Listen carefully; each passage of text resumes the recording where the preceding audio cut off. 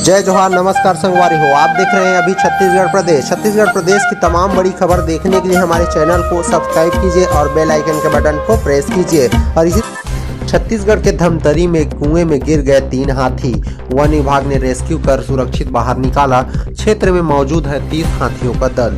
धमतरी जिले के दुगली वन क्षेत्र कुएं में गिरे 3 हाथियों का रेस्क्यू कर लिया गया है। 4 गांव के किसान रमेश नेताम के खेत में बने कुएं में गुरुवार रात को 3 हाथी गिर गए थे। लोगों की सूचना पर पहुंचे वन विभाग के अधिकारियों ने हाथियों को बाहर निकाल लिया है।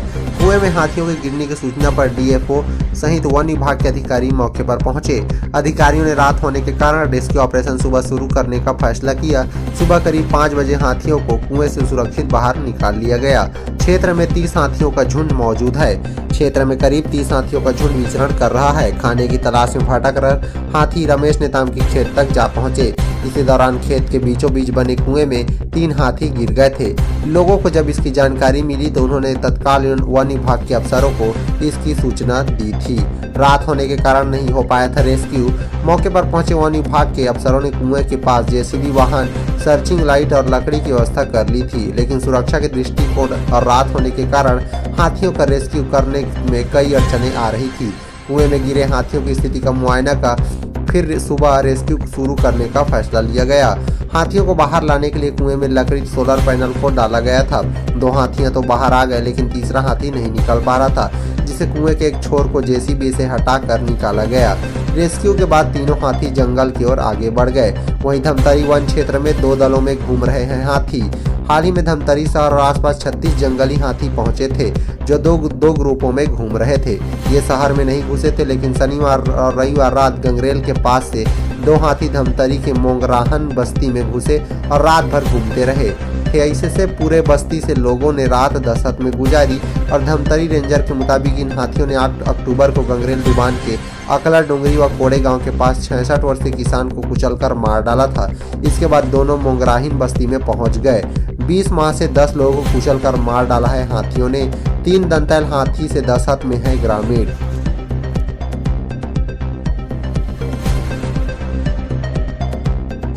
छत्तीसगढ़ के राजनीतिक हालातों पर बातचीत।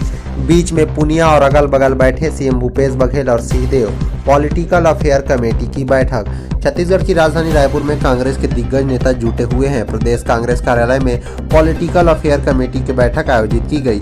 इस बैठक में मुख्यमंत्री भूपेश बघेल, प्रदेश प्रभारी पीएल पुनिया और भूपेश कैबिनेट के दिग्गज मंत्री सिंहदेव शामिल हुए। बंद कमरे में कांग्रेस के तमाम बड़े नेता प्रदेश की राजनीतिक हालतों पर चर्चा की गई।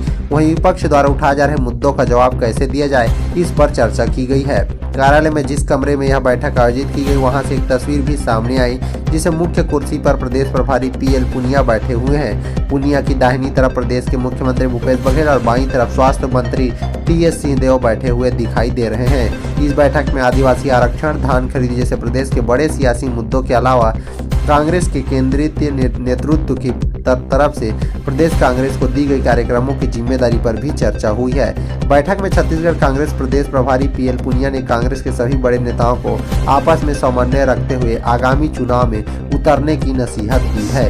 बैठक के बाद बाहर आए छत्तीसगढ़ के मुख्यमंत्री भूपेश बघेल ने कहा कि इस बैठक में सोनिया गांधी के कार्यकाल को याद करते हुए उनके प्रति कृतज्ञता व्यक्त की गई और आने वाले समय में हम सभी मल्लिकार्जुन खड़गे की अध्यक्षता में आगे बढ़ेंगे, इसका भी प्रस्ताव पारित हुआ। छत्तीसगढ़ प्रदेश कांग्रेस की कमेटी के लिए बनी पीएससी पॉलिटिकल अफेयर कमेटी में मुख्यमंत्री भूपेश बघेल के अलावा पार्टी के प्रदेश प्रभारी पीएल पुनिया, प्रदेश कांग्रेस कमेटी के अध्यक्ष मोहन मरकाम, राज्य के स्वास्थ्य मंत्री टीएस सिंहदेव, गृह मंत्री ताम्रध्वज साहू, मंत्री शिव डहरिया और अमरजीत भगत, विधायक सत्यनारायण शर्मा और धनेन्द्र साहू, चंदन यादव, सप्तगिरी शंकर, अलका समेत कई अन्य नेताओं को शामिल किया गया है।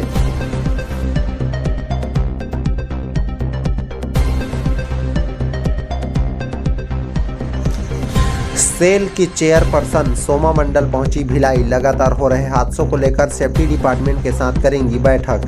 देव बलौदा भी जाएंगी। Steel Authority of India Limited SAIL की चेयरपर्सन सोमा मंडल शुक्रवार सुबह भिलाई पहुंची।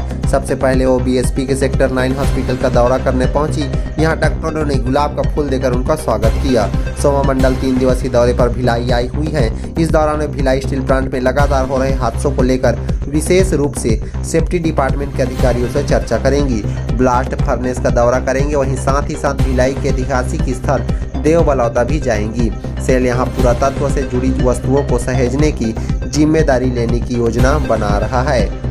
सेल चेयरपर्सन शोभा मंडल शुक्रवार सुबह 11:30 बजे सेक्टर 9 हॉस्पिटल पहुंच गई। उन्होंने हॉस्पिटल का दौरा किया और सेल चेयरपर्सन के आने की सूचना मिलने से यहां की व्यवस्था को पूरी तरह से चाक चौबंद कर दिया गया था। निरीक्षण के दौरान सेल चेयरपर्सन ने चिकित्सा सुविधा और सेवाओं को बेहतर करने की बात कही।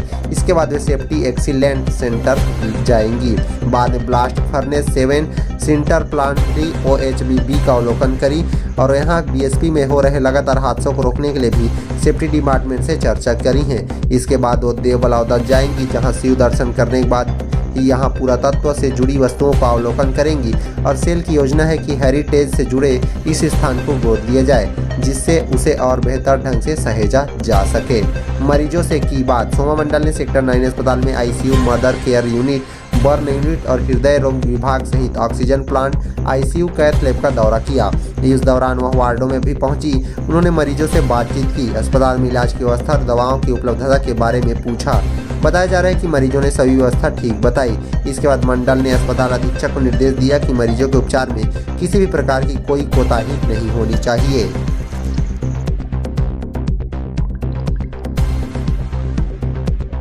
छत्तीसगढ़ के बिलासपुर में अब सड़क पर केक काटा तो जेल में मनेगा जन्म दिवस।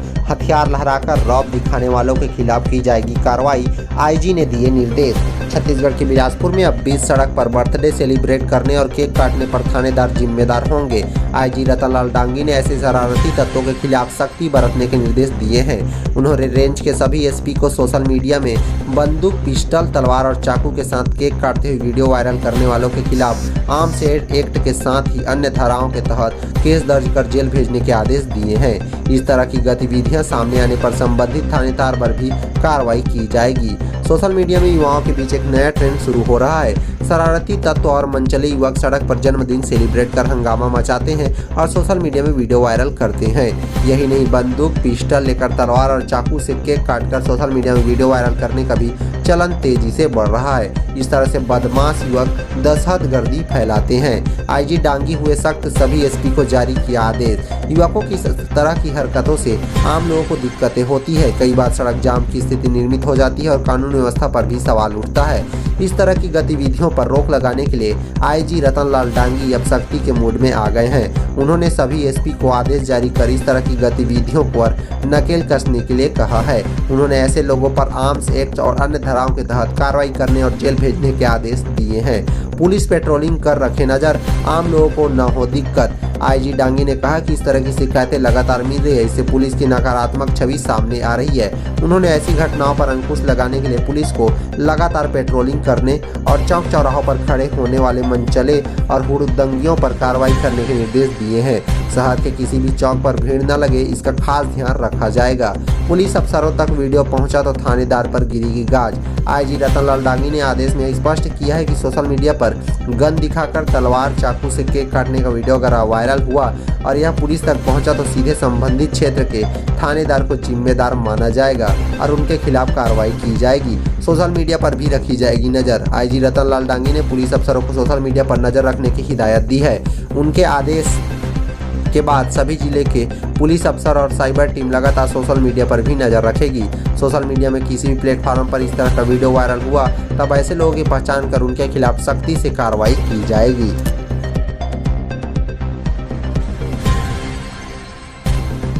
छत्तीसगढ़ी गीतों पर थिरकी छात्राएं, राज्य स्तरीय शालेय खेल स्पर्धा का रंगारंग हुआ आगाज। सारे जहां से अच्छा की धुन पर बच्चों ने किया कदम ताल। छत्तीसगढ़ के बिलासपुर में 22वीं राज्य स्तरीय शालेय खेल प्रतिस्पर्धा का रंगारंग शुभारंभ हुआ है। इस आयोजन में महारानी लक्ष्मीबाई स्कूल के छात्राएं छत्तीसगढ़ी गीतों की धुन पर जमकर थिरकती नजर आई और मनमोहक सांस्कृतिक कार्यक्रमों की प्रस्तुति दी है। प्रदेश भर से आए 1600 स्कूली बच्चों ने सारे जहां से अच्छा हिंदुस्तान हमारा की धुन पर कदम ताल करते नजर आए। वहीं प्रतियोगिता में 6 खेल karate, baseball, kabaddi, hockey, cricket, floorball में 5 संभाग के 1600 बच्चे हिस्सा ले रहे हैं। गुरुवार को स्थानीय रघुराज सिंह स्टेडियम में शहर विधायक शैलेश पांडे और पर्यटन मंडल के अध्यक्ष अटल श्रीवास्तव की मुख्य अतिथि में खेल का उद्घाटन शुरू हुआ। 27 अक्टूबर से आयोजित यह प्रतियोगिता 30 अक्टूबर तक चलेगी और प्रतिस्पर्धा में हिस्सा लेने वाले खिलाड़ियों के लिए आवास की भी व्यवस्था की गई है। सभी आवासों में शिक्षकों की ड्यूटी लगाई गई है। वहीं साफ सफाई और पेयजल के लिए नगर निगम की ओर से व्यवस्था की गई है। दावा किया गया है कि प्रतियोगिता में शामिल होने वाले बच्चों का पूरा ध्यान दिया जा रहा है। विधायक शैलेश पांडे बोले, खेलों पर दिया जा रहा है ध्यान। कार्यक्रम के मुख्य अतिथि और शहर विधायक शैलेश पांडे ने कहा कि बिलासपुर नगर खेल के क्षेत्र में निरंतर आगे बढ़ रहा है, चाहे वो छत्तीसगढ़िया ओलंपिक हो या खेल विभाग के अंतर्गत आने वाली प्रतियोगिताएं हो। खेल के क्षेत्र में छत्तीसगढ़ राज्य में बिलासपुर की अपनी अलग पहचान बनी है। राज्य सरकार की ओर से प्रदेश में खेलों को बढ़ावा देने के लिए निरंतर प्रयास किया जा रहा है। उन्होंने कहा कि खेलों का हमारे बौद्धिक और शारीरिक विकास में महत्वपूर्ण योगदान होता है। कार्यक्रम की अध्यक्षता कर रहे छत्तीसगढ़ पर्यटन मंडल के अध्यक्ष अटल श्रीवास्तव ने कहा कि खिलाड़ियों को असफलता से निराश नहीं होना चाहिए। निरंतर प्रयास करने से एक दिन सफलता अवश्य मिलती है। उन्होंने कहा कि प्रतियोगिता के ये दिन आपकी जिंदगी के सबसे यादगार दिन होंगे।